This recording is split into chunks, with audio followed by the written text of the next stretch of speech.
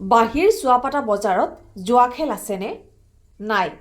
চুৱাহান আলী মাষ্টাৰে একো নাজানে।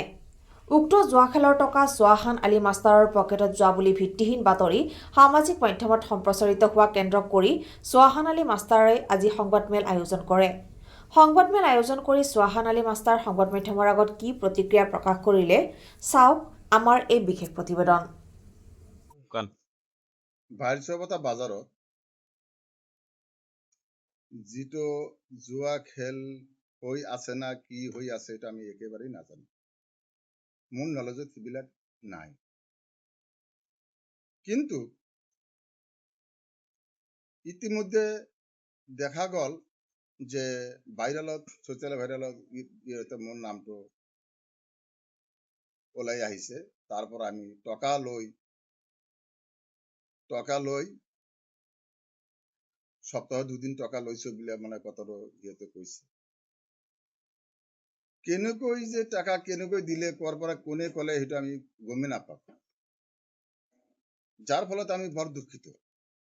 সেই কথাটো আমি প্ৰেছমেটত দিলো যে এইবিলাক কথা কমপ্লিট ভিত্তিহীন, আমি একেবাৰেই নাজানো।